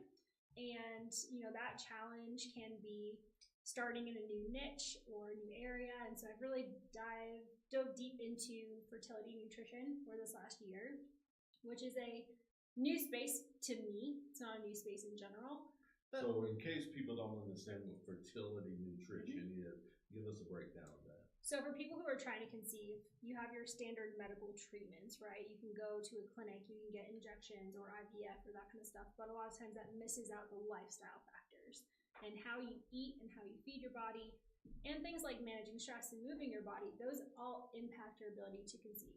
And we know that based on research. So everything I do as a dietitian is evidence-based. So we know from research that those play a major role. So I like to bridge that gap between doing it on my own, I have no help, and I'm in a fertility clinic doing all these medications. Like, what are the lifestyle factors we can control? No. Yeah. Wow. So I can nerd out on that. You want to have a baby? Reach out to her. Yes. Exactly. I'm saying. You know what I'm talking about? I'm just, Well, I'm glad you tapped into self-care too, because I Yeah. always tell my girlfriends who are trying to get pregnant when they were just about to get started, I'm like, just make sure once a month when you know you're ovulating that you guys take a nice retreat somewhere, Right. just be totally relaxed and unplugged from Yes. stress. Because there's so much stress, and Yeah. it's Stress Awareness Month, so that's kind of convenient. But Yeah. there is so much stress, and there's just a lot of lack of knowledge. I wouldn't even say Right. misinformation. It's just not something that we're really It's all taught. You known. just Right. think, oh, I look at my spouse and get pregnant, and that's how it works, right? Yeah. Like it's not. It's not that easy. So I Well, mean, for us. some people it is, and that's great. Me too. Yeah. You know, never know. But I mean, on average, 1 in 8 couples struggles with infertility. 1 in 8. On average across the average. lifespan. So as you get older, you know, that's a different number. But, you know, with that has come some imposter syndrome of, I have a really deep background in nutrition, obviously, in endocrinology and hormones, but it's a new niche. And so really getting through that imposter syndrome, still being able to put myself out there in that, starting a new class, become certified as an official fertility dietitian soon. So pursuing those things, but you know, that mindset can get in the way quite often in entrepreneurship. And so just trusting your ability to give evidence-based recommendations that are going to actually help clients. Yeah. Nobody's going to confuse you for a sex coach, are they? I sure hope not. That has nothing to do with nutrition. Nope. Oh, where did I come I from? don't know. I was still on That is a having, very I was different still on thing. having babies. Oh, okay. You're tracking that.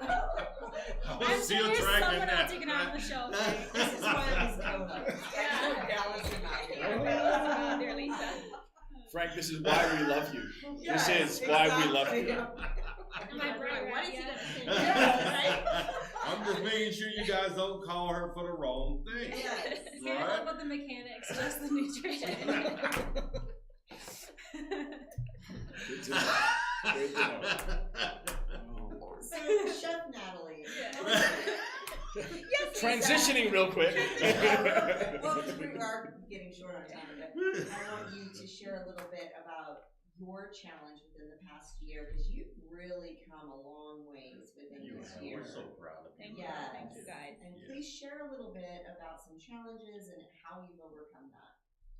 As you said, entrepreneurship is a daily struggle. What I found, one major challenge was, as a military family, keep on moving into the different communities. As soon as you feel like you're established in another community, you have to move again. So getting to know the community is my first thing as I get on the ground. And the challenging part about that is, as entrepreneurs, everything is always changing in your space. You need to do your own website, you need to do social media, you need to keep up with your culinary skills. So I've learned that educating myself has been the best way to do so. You know, I went to culinary training. I did a lot of during Corona online certificates for how do you do the many things that we have to get done as an entrepreneur, just so you can be aware of what's going on in your business and not just leaving it up to others to help you out, but to have an insight on your own business as well. Yes. And so that has been the challenging part, is just what else do I need to learn?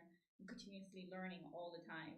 And I've gotten to a point where I'm sure every entrepreneur is like, what am I doing? Like, why don't I just go get a job and, have a stable income?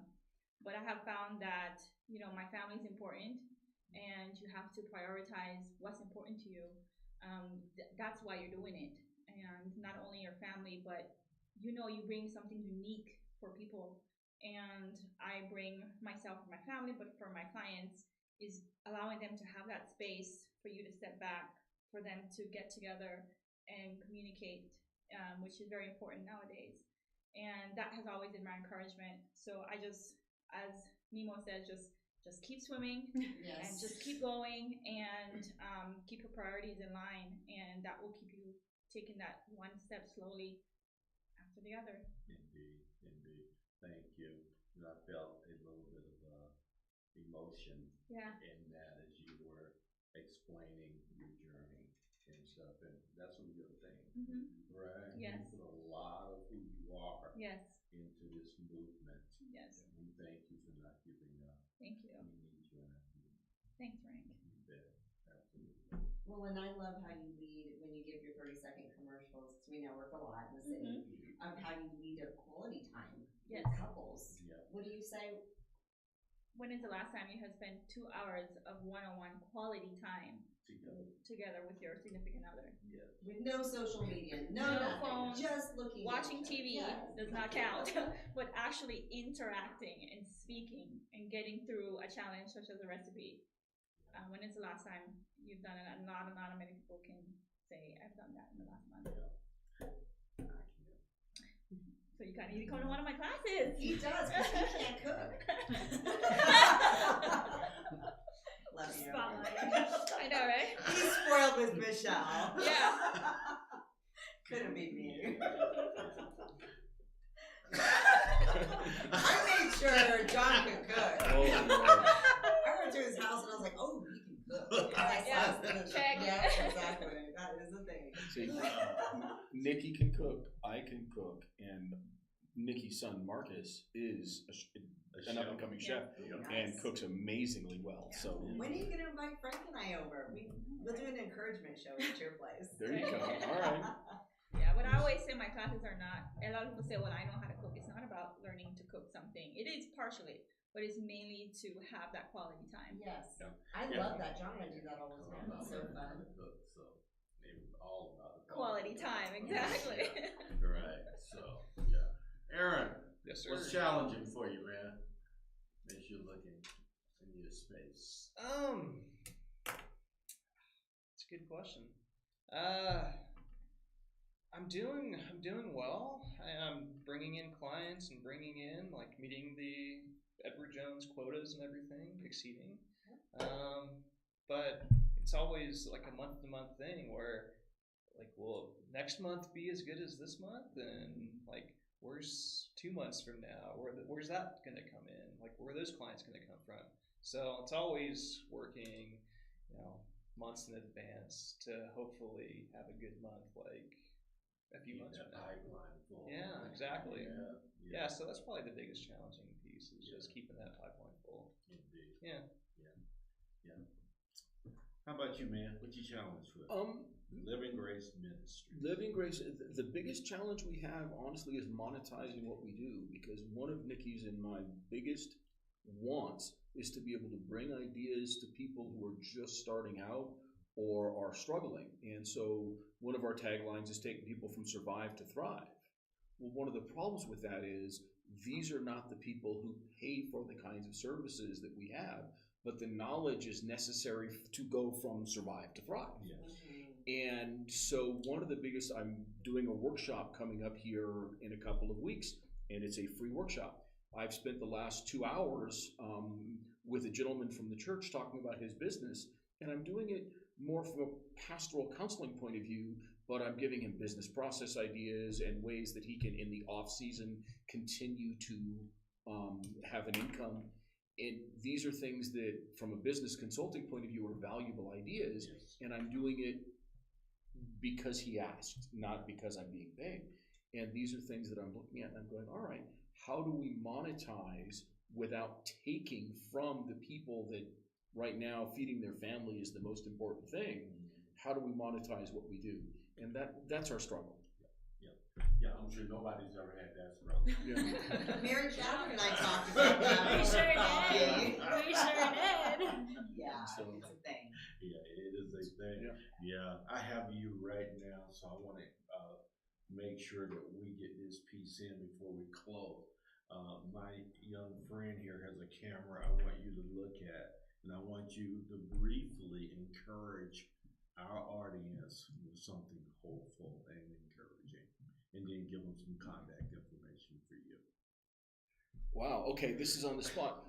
All I can say is that a very small change to the habits of your life will create amazing changes down the road, and it doesn't take a lot of effort, and you're worth it to do it. It doesn't matter if you're 16 or 116, those small changes will yield huge benefits. And that is how Nikki and I work, as we talk about making those small changes.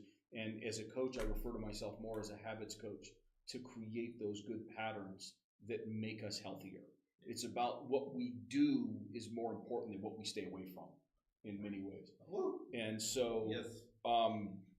and with that, you can contact Nikki or I through www.mylivinggrace.com or .org. Both will work.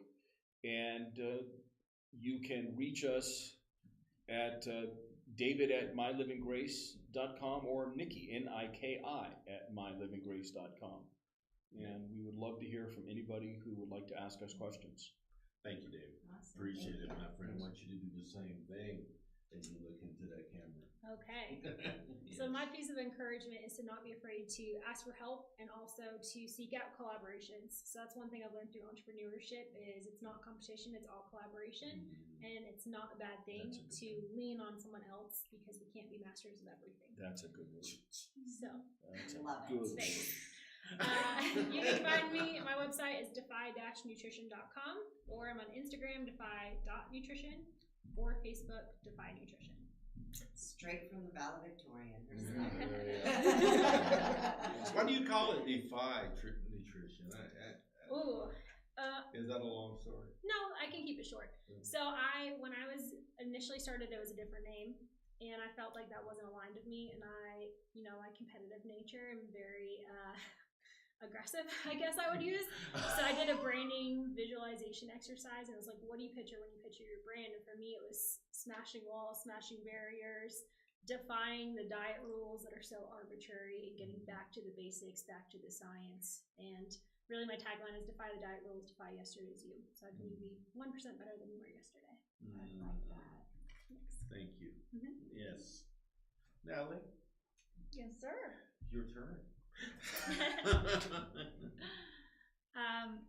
My encouragement piece for entrepreneurs would be there will be a daily struggle. You will have challenges that come, and try something new.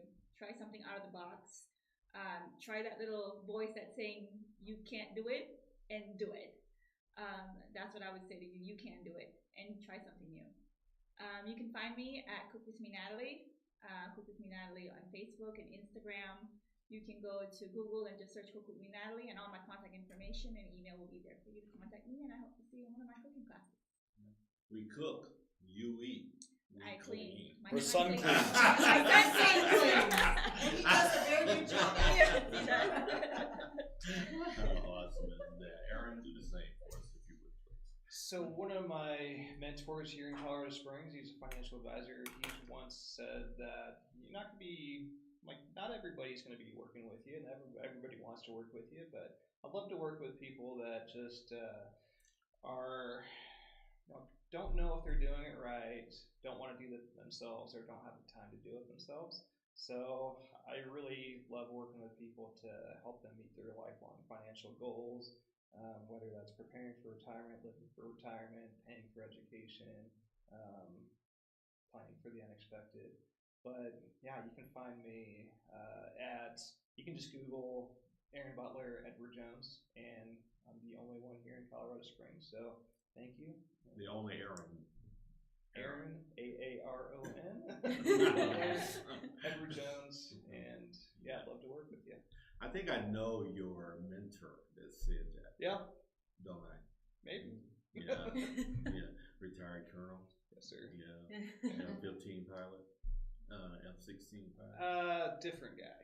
Different guy. Different But guy. still Okay. retired colonel. Okay. All right. Frank knows everybody. Yeah.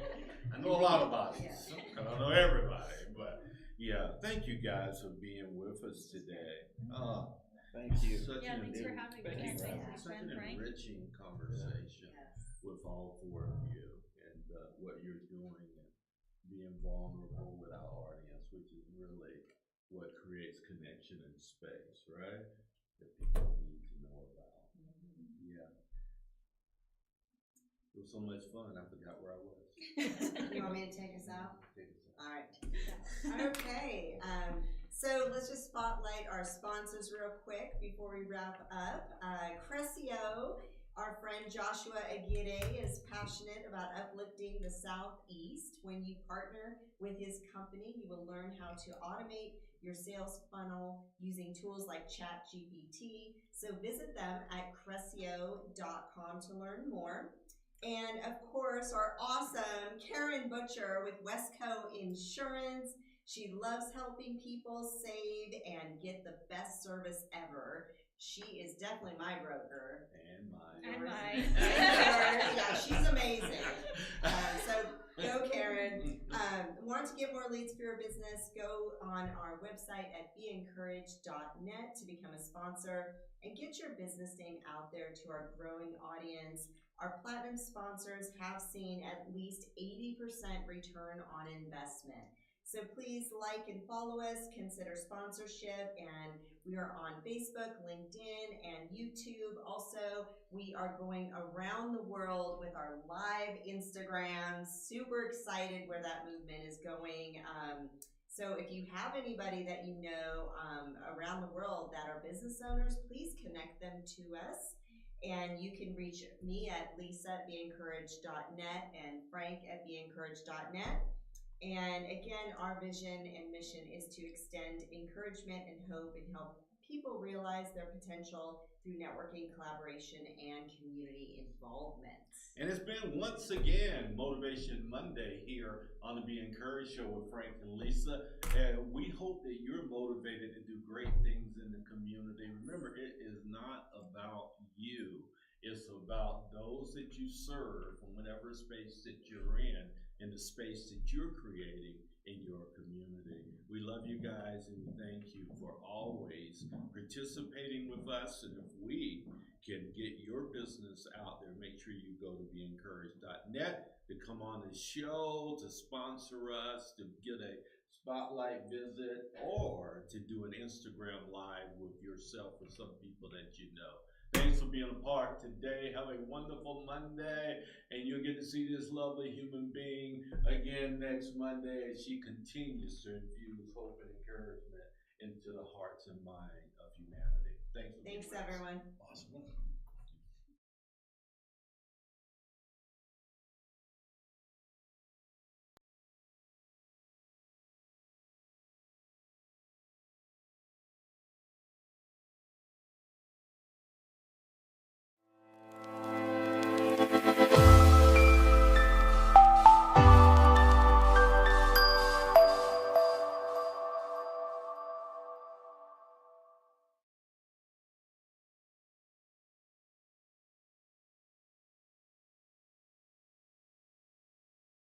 So we're very excited to announce that the Be Encouraged Show with Frank and Lisa is now reaching over 30,000 listeners each week and growing. And growing. Why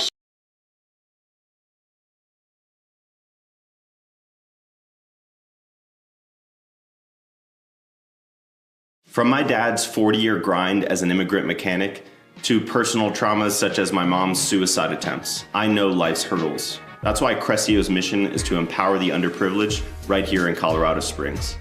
Are you struggling with sales? We'll help with leads and conversions. Or are you overwhelmed? We'll help with automating your tasks and optimizing your business for staffing. Are you ready to transform? Scan today to start.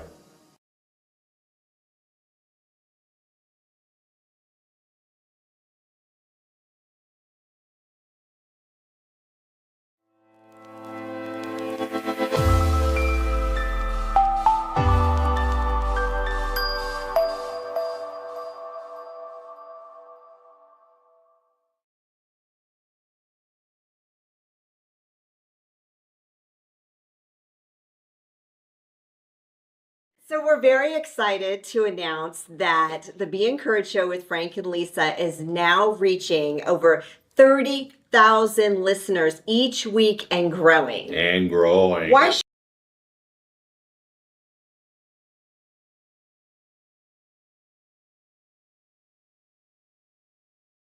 From my dad's 40-year grind as an immigrant